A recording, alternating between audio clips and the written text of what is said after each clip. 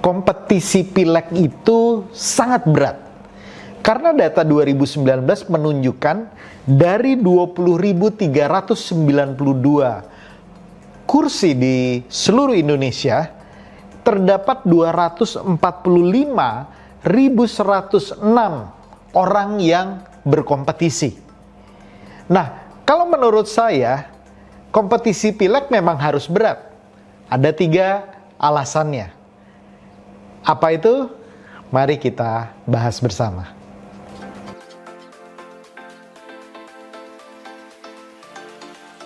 Hai Sobat Politician Academy, bertemu lagi dengan Bonggas Chandra, coach dari Politician Academy. Kali ini kita membahas mengenai statement orang yang menyatakan bahwa kompetisi pileg itu berat. Di awal saya sudah menyatakan angka kompetisinya. Ya, kalau dijumlahkan kurang lebih 1:13. Tetapi kenyataannya mungkin di dapil Anda dengan 18 partai politik yang berkompetisi, Anda harus bersaing atau berkompetisi dengan puluhan orang di dapil Anda saja. Belum lagi Anda harus berhadapan dengan politik uang yang sudah mewabah di seluruh wilayah Indonesia. Anda harus berhadapan dengan negatif campaign dan hoax. Anda harus berhadapan dengan fitnah, isu-isu negatif. Anda juga harus berhadapan dengan politik identitas dan SARA. Betapa beratnya menjadi seorang anggota legislatif. Terlepas dari semua masalah yang sudah saya sebutkan, menurut saya justru memang kompetisi pileg di 2024 yang nanti Anda hadapi memang harus berat. Ada 3 alasan yang saya akan berikan kepada Anda. Yang pertama, alasannya adalah karena jabatan yang Anda akan emban sebagai anggota dewan adalah jabatan yang penuh dengan tanggung jawab yang berat.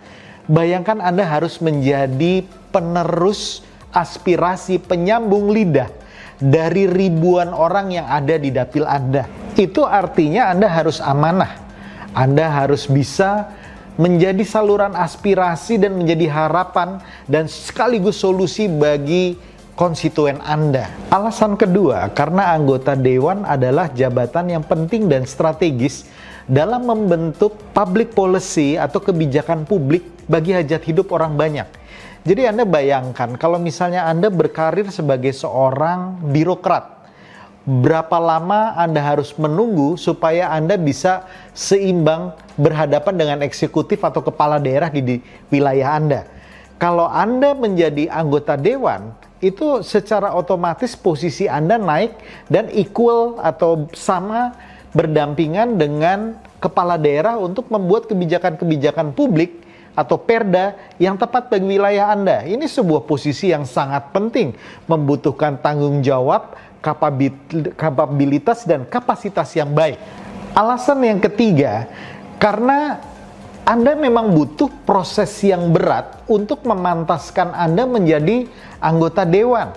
Karena menjadi anggota dewan yang berkualitas dan berkapasitas itu Anda harus melalui proses yang berat. Sama seperti kalau kita mau lulus SD, SMP, SMA, kita melewati ujian tertentu. Ini kurang lebihnya seperti itu. Anda membutuhkan kemampuan komunikasi yang baik. Oleh karena itu, di dalam perjuangannya, Anda harus bertemu lebih banyak dengan orang lain. Anda harus banyak mendengarkan aspirasi dari masyarakat. Sehingga dengan proses komunikasi yang intens dengan konstituen Anda bisa tahu apa permasalahan mereka dan kemudian bisa membantu mencarikan solusi-solusinya. Anda perlu bertemu, bersilaturahmi dengan banyak orang supaya public speaking Anda bisa terlatih, supaya cara berkomunikasi dengan konstituen atau dengan orang lain ini bisa menjadi lebih baik. Jadi pertemuan-pertemuan dengan orang, pertemuan dengan konstituen Anda yang mungkin Anda lakukan puluhan, ratusan kali, itu sangat penting untuk membentuk diri Anda supaya Anda pantas. Sehingga kalau Anda terpilih, Anda bisa menjadi anggota DPR yang hebat dan mumpuni.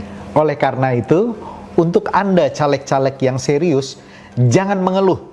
Jalani prosesnya, karena proses ini adalah proses yang harus Anda lewati untuk memantaskan Anda menjadi anggota dewan yang hebat. So, terus fokus, kejar target Anda, tetap semangat, beri perubahan bagi Indonesia, dan salam perubahan.